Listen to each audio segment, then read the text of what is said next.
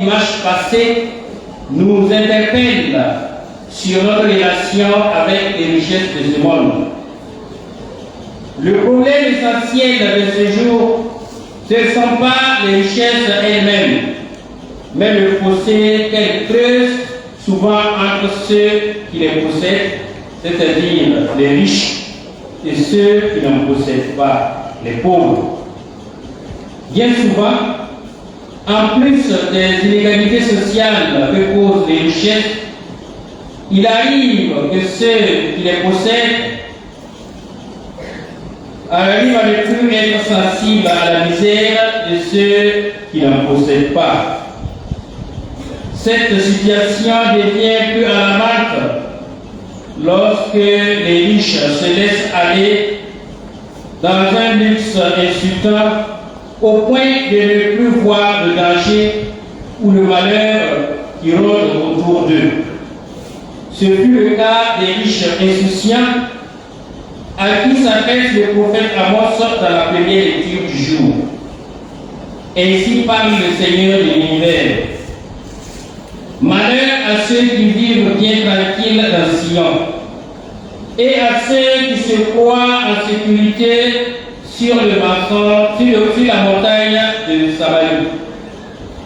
Le danger imminent de la déportation qui guettait l'ensemble du peuple d'Israël semble ne pas faire partie des préoccupations des riches qui ont tellement mis leur confiance au bien de ce monde, au point de penser qu'ils n'étaient pas concernés par le malheur qui les guette.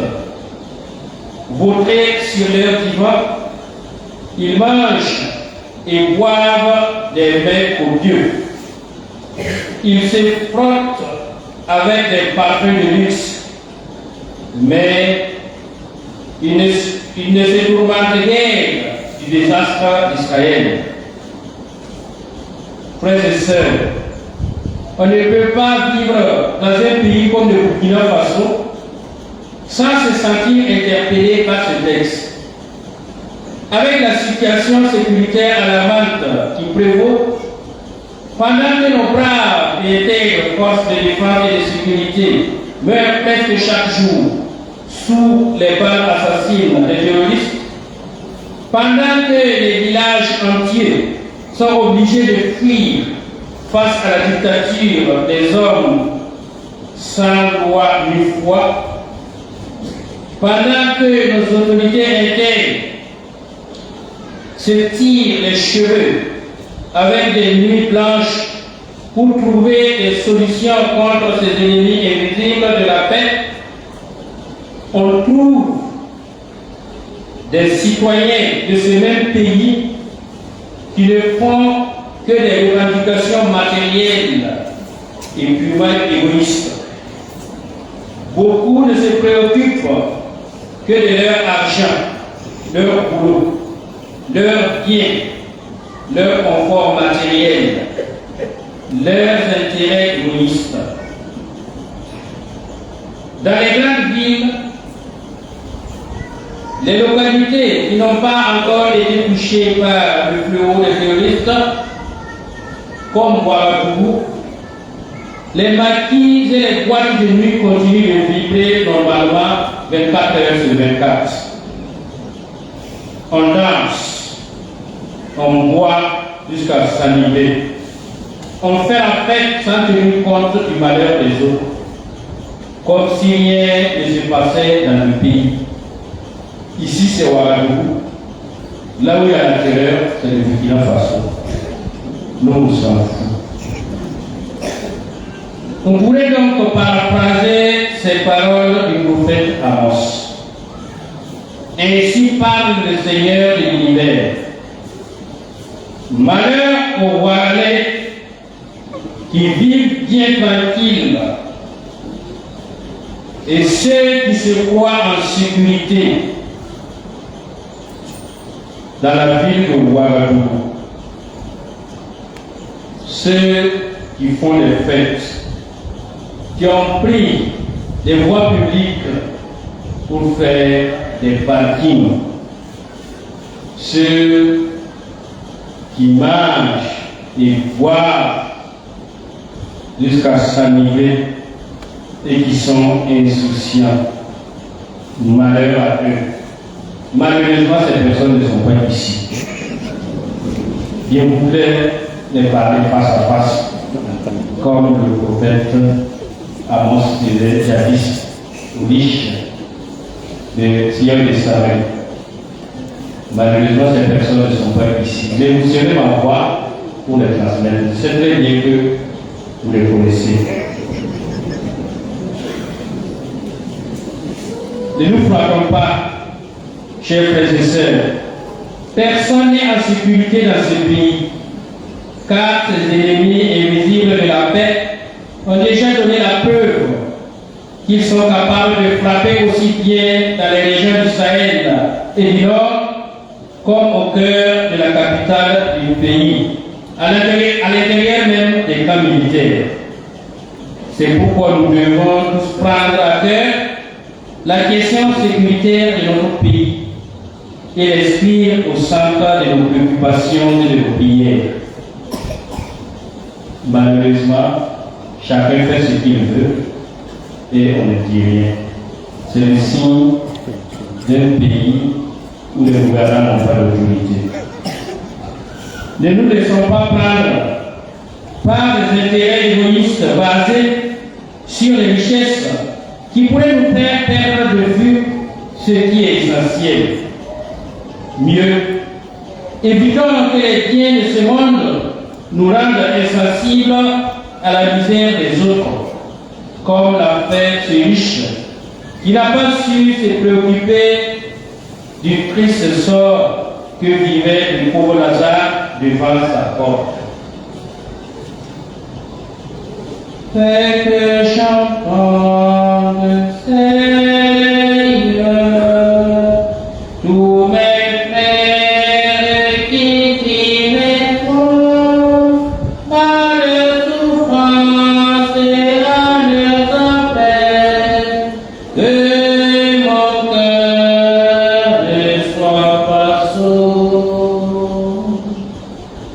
Dans l'évangile du jour, le riche mis en scène ne semble même pas s'apercevoir de la présence du pauvre homme qui est dehors, couvert de plaie, couché devant son portail.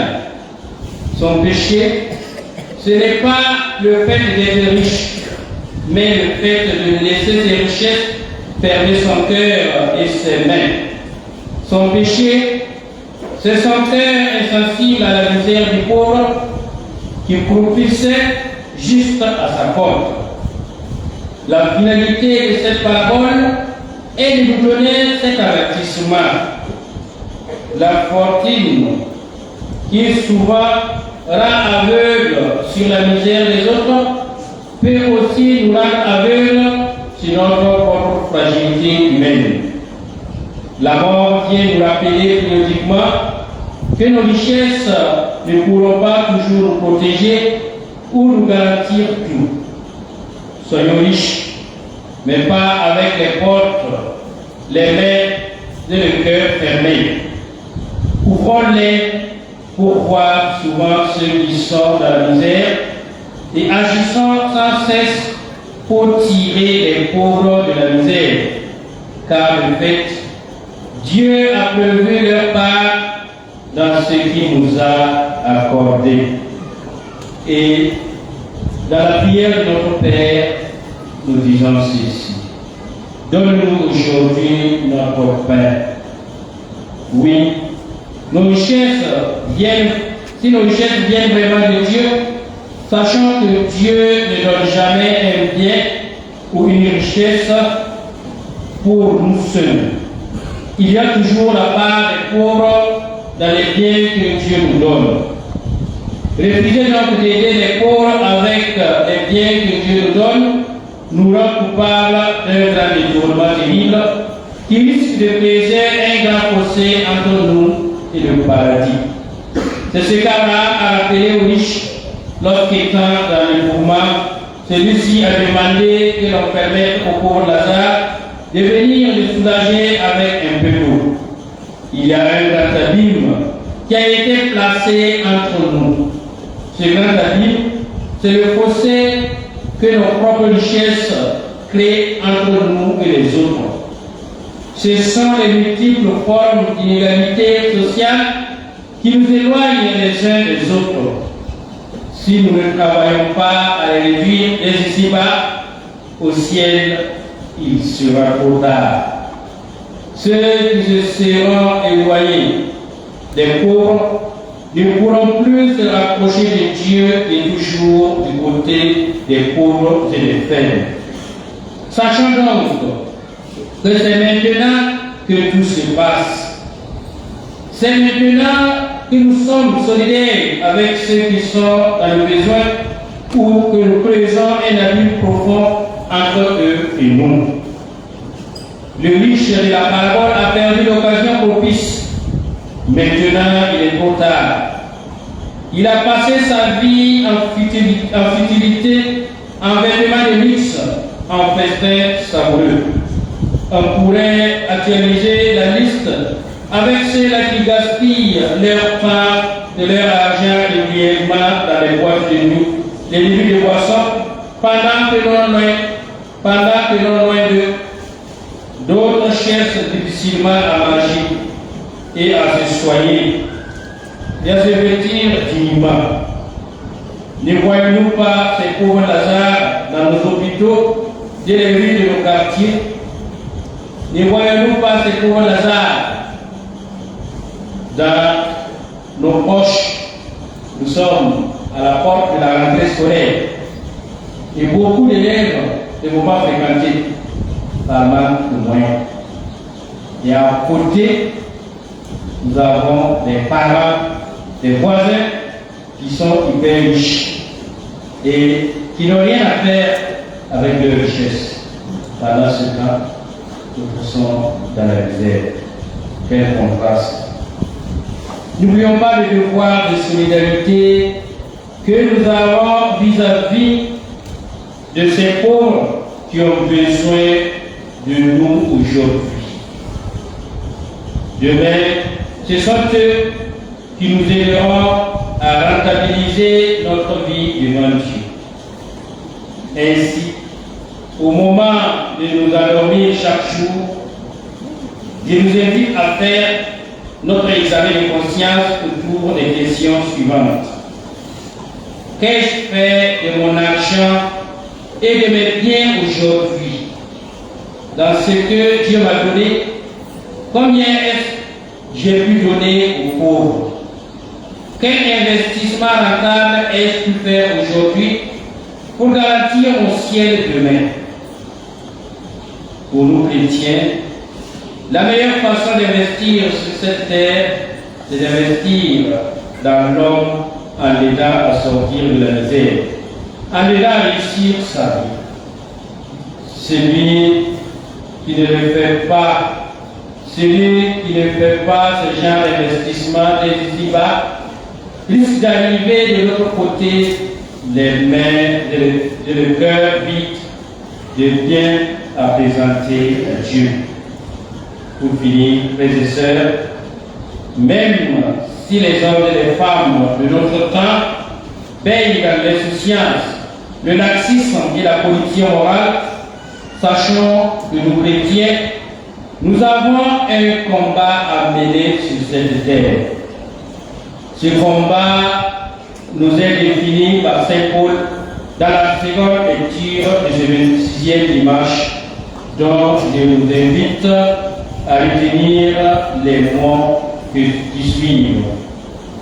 Toi, homme de Dieu, recherche la justice, la piété, la foi, la charité, la persévérance et la douceur.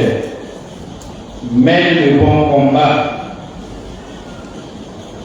Celui de la foi, empare-toi de la vie éternelle. 1 Timothée 6, 11 à 12. Pour